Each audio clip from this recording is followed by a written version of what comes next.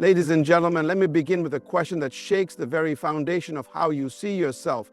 Do you believe that wealth is only for a select few, or do you believe it is part of God's intention for His children to walk in abundance? Because the truth is this: poverty was never heaven's design. Scarcity was never God's original idea. From the very beginning, in the garden, man lacked nothing. So the real issue is not whether God wants to bless you. It is whether you are prepared to handle the blessing when it comes. Wealth is not luck. Prosperity is not coincidence. And becoming a millionaire in the kingdom is not about greed. It is about stewardship. The question is, are you being prepared? Because before God releases resources, He first refines the vessel. Now hear me clearly. God never gives wealth where there is no wisdom. He never pours resources into hands that are not disciplined. And He never funds a vision that is not aligned with His kingdom. So if you find yourself in a season of stretching, a season of pruning, a season of testing, don't despise it. That season might just be the sign that heaven is preparing you for a level of increase you never imagined. Listen carefully, because this is where the preparation begins. The very first sign that heaven is setting you apart for extraordinary increase is this: your thinking about money begins to change. You see, the battle for wealth is not fought in your bank account. It is fought in your mind. As long as you carry the mentality of limitation, you will reproduce limitation. As long as you see money as a scarce and dangerous thing, you will repel it without even knowing it. But when God begins to prepare you, He doesn't stop by putting a check in your hand. He starts by putting a revelation in your spirit. Think of it this way: if you pour fine wine into a cracked glass, the glass will break and the wine will be wasted. God is not careless with His blessings. He must first transform the vessel so the increase can be sustained. That's why some of you are in a season where the way you once viewed money no longer satisfies you. You no longer want to just earn to survive. You feel a pull to understand, to invest, to build, to grow. That is not greed. That is the Spirit shifting your mind from survival to strategy. Let me be bold with you. Poverty is not holiness. Struggling to feed your children is not a badge of humility. Being broke is not a sign of spiritual depth. What glorifies God is when His children rise to a place where they can feed the hungry, clothe the naked, fund scholarships, and rebuild broken neighborhoods. That requires resources. That requires influence. And influence without wealth is often silenced. God is preparing you because He wants your voice to be heard, not just in church, but in boardrooms, in schools, in politics, and in the marketplace. Have you noticed how your perspective has been shifting? You no longer see a job as the finish line. You see it as a platform to learn skills for something greater. You no longer see money as paper in your wallet. You see it as seed. Seed that can be multiplied when planted in the right soil. This shift in mindset is divine. It is as if God is peeling back the layers of cultural programming that told you wealth was for them and not for us. He is reminding you that His resources are not limited to a few families, a few nations, or a few last names. But here is the challenge: if you allow your mind to remain small, you will reduce God's intention for you to fit into your comfort zone. Don't you see? Communities are suffering not because God has withheld wealth, but because too many of us have been conditioned to think small.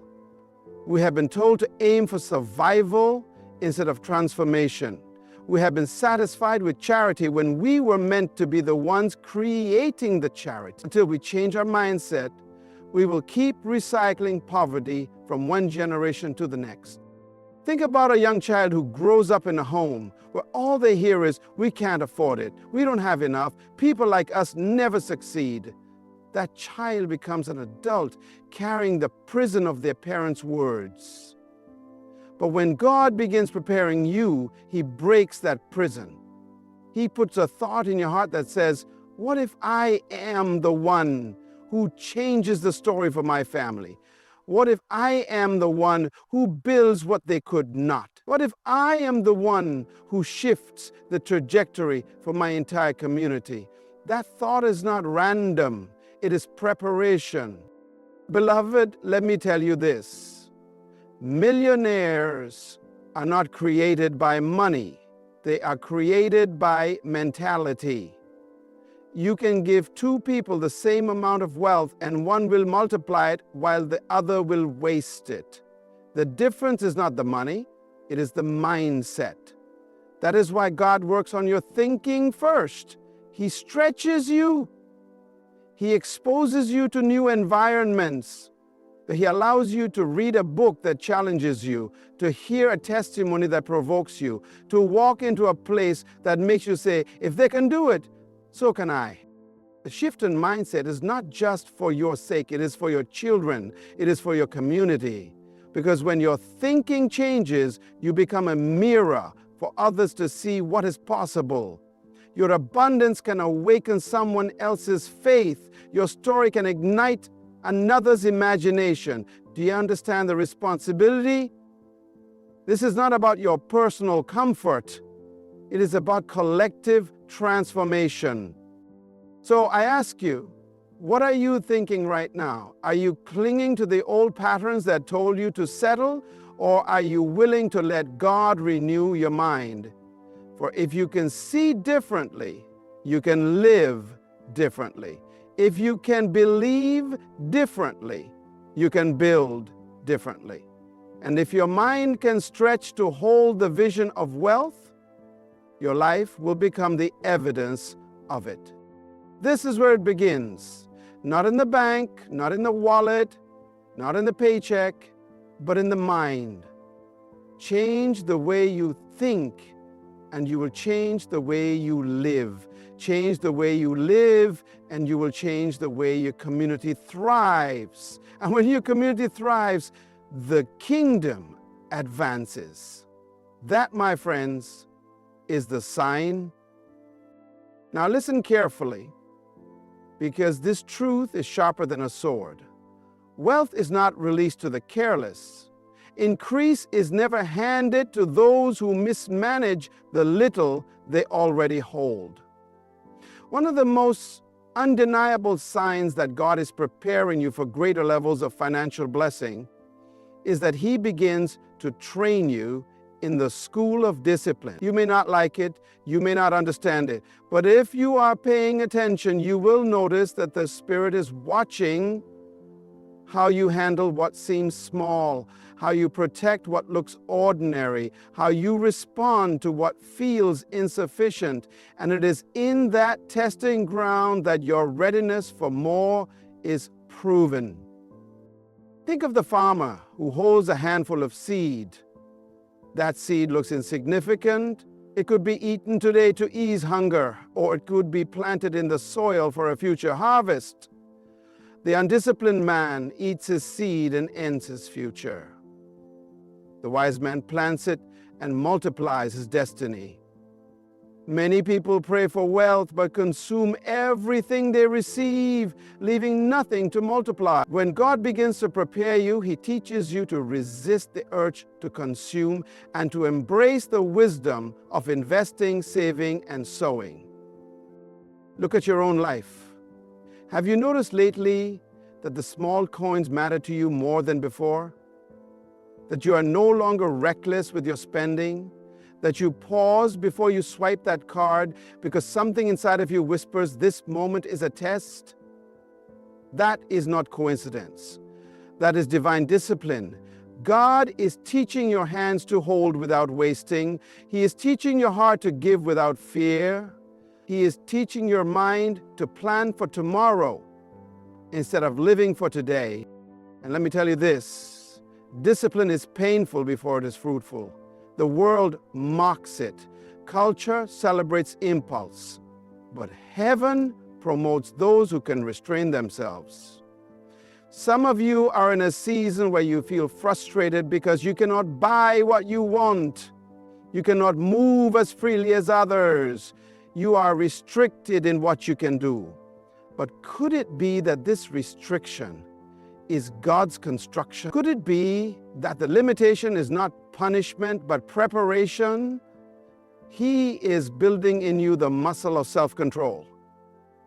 Because without it, wealth will destroy you instead of elevate you.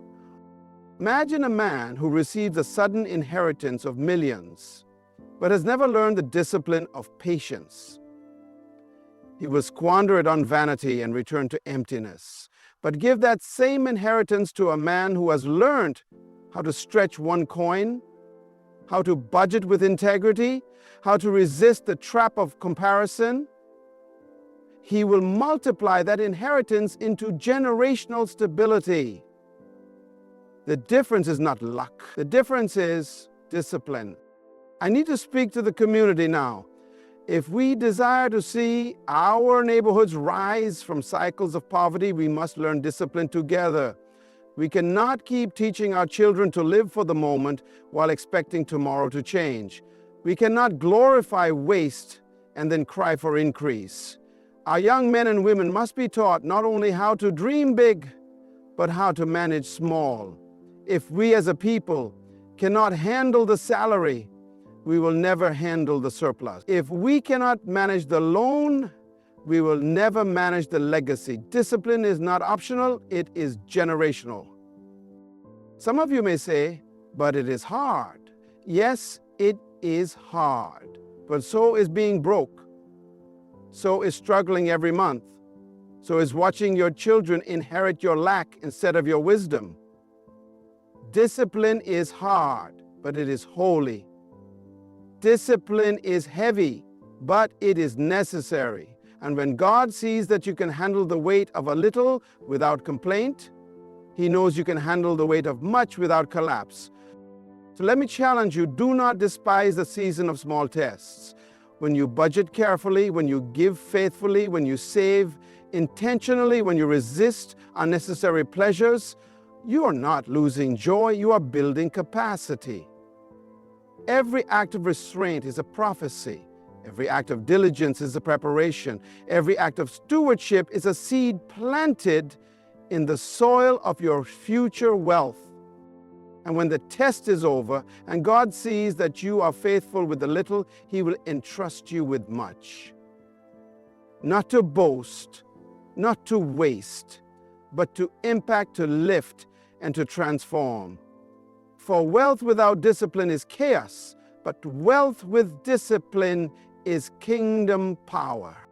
Hear me well, because this sign is one that many overlook, but it is undeniable. When God begins to elevate you, your circle starts to change.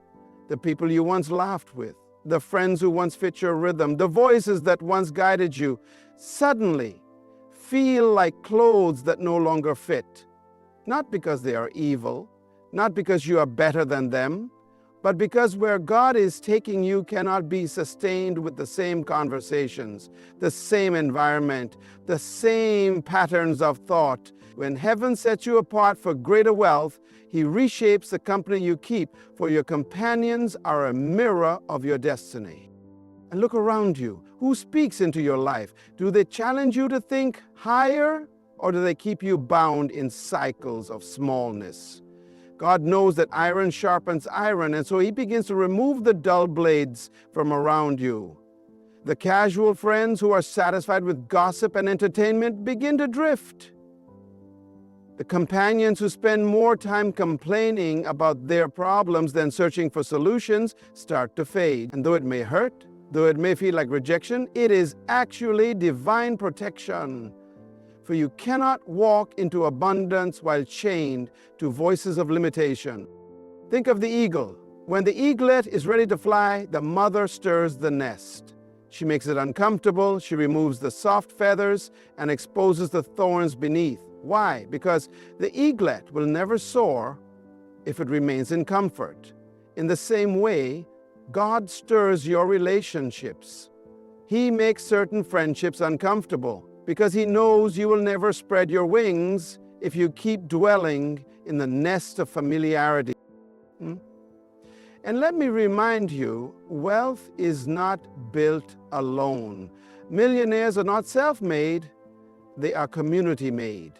Every great builder, every visionary, every leader surrounds themselves with people who stretch them, sharpen them, and sometimes even offend them into growth.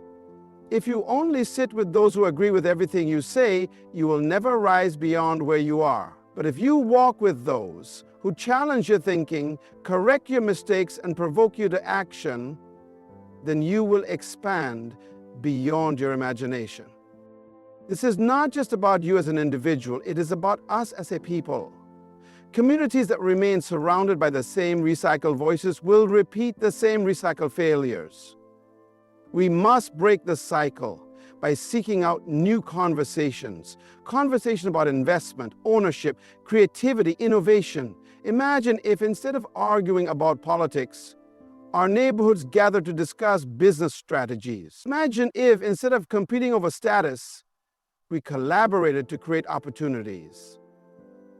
God is calling us not only to change our personal circles, but to elevate the collective circle of our communities. I know it is not easy to let go. You will feel the sting of being misunderstood. You may hear the whispers. You think you're better than us now. But you must understand, it is not about superiority, it is about assignment. Your destiny demands that you surround yourself with those who see what you cannot yet see in yourself. Destiny demands that you sit at tables where the conversations intimidate you, because that intimidation is the soil of growth. And when your circle shifts, your future shifts.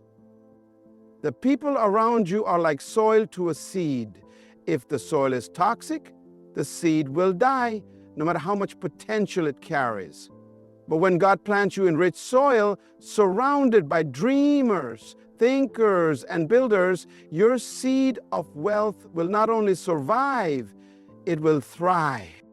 So take courage. If some friends are walking away, bless them and release them. If some relationships are crumbling, thank God for the pruning, because what He is removing is nothing compared to what He is preparing. Your circle is your environment, and your environment is your destiny. And if God is changing your circle, it is because He is preparing you for heights you cannot yet imagine. But listen to me closely, because this sign is the turning point between selfish ambition and divine elevation. When God is preparing you for wealth, He begins to turn your heart outward. He teaches you that the measure of your increase is not how much you can keep, but how much you are willing to release.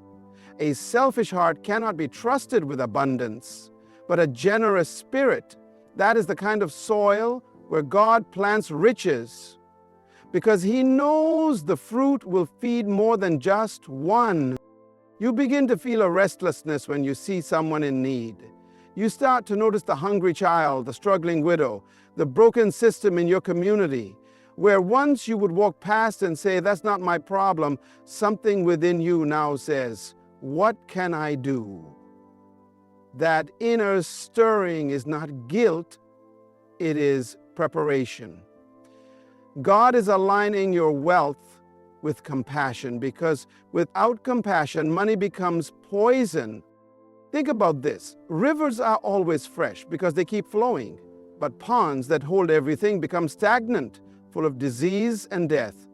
The same is true of wealth. The greedy man who hoards every coin becomes stagnant, eaten by fear, envy, and emptiness. But the man who allows his wealth to flow like a river, feeding others, supporting vision, creating opportunities, he remains fresh, vibrant, alive. This is why some people lose everything they gain. They became ponds instead of rivers. And let me be clear, generosity is not about the size of the gift, it is about the size of the heart. A wealthy man who gives 1,000 may impress the crowd, but the single mother who gives her last loaf of bread impresses heaven. When God prepares you to be a millionaire, He starts by testing how you give in small things. Do you bless a stranger without expecting anything back? Do you help a neighbor when no one is watching? Do you give your time, your energy, your skills to lift someone else? These tests may seem small, but they are the indicators of your readiness for greater stewardship. But I must speak to us as a community. Too often we have allowed selfishness to divide us. Too often we have allowed envy to blind us. Instead of celebrating one another's progress, we tear each other down. Instead of supporting local businesses, we compete against them. This mentality destroys our collective strength. If we want to rise, we must embrace generosity not just as individuals, but as a culture. What if every successful business person in our community sponsored 10 students? What if every professional mentored 5 young people? What if every family who had more shared with one who had less? That kind of generosity would not just produce millionaires, it would produce a movement. So when you feel God softening your heart, when you feel Him pushing you to give, even when you don't feel like you have enough, recognize it as a sign. He is stretching your capacity. He is proving that you can be trusted. And when He sees that you are willing to be a river, He will release a flow that never runs dry. Now, hear this with all the weight it deserves. When God is preparing you for great wealth, He begins to shift your vision of what money truly is. You stop seeing it as a ticket for personal comfort and start seeing it as an assignment for transformation. Wealth becomes less about what you can possess and more about what you can accomplish. It ceases to be a trophy and becomes a tool. That is when you know God is reprogramming your heart for abundance. Because the rich in the kingdom are not collectors of things. They are carriers of influence. Have you noticed that your dreams are getting bigger than yourself? That what once satisfied you no longer excites you? You used to imagine the car, the house, the luxury, and now those images feel too small. Instead, you find yourself asking questions like, how can I help build something that lasts? How can I change the future for the next generation? How can I make sure my success is not just mine, but a blessing to others? That shift is not by chance. It is God's hand molding your heart for greatness.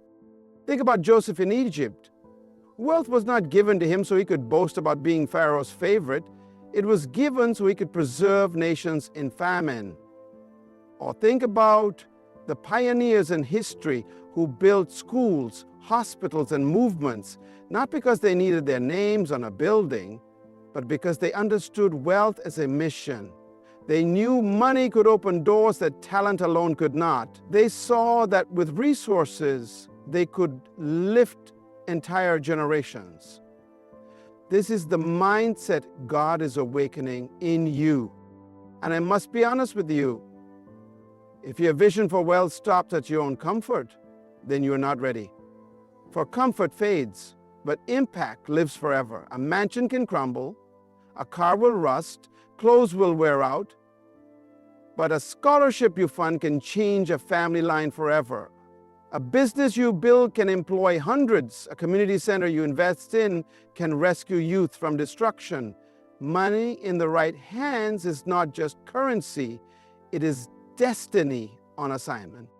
Let me speak to our community here. Too long have we measured success by the brand on our shoes or the size of our house, while our neighborhoods decay, our schools lack resources, and our youth wander without guidance. That is not true wealth. That is distraction. True wealth looks at the broken systems around us and says, I cannot stand by while my people suffer.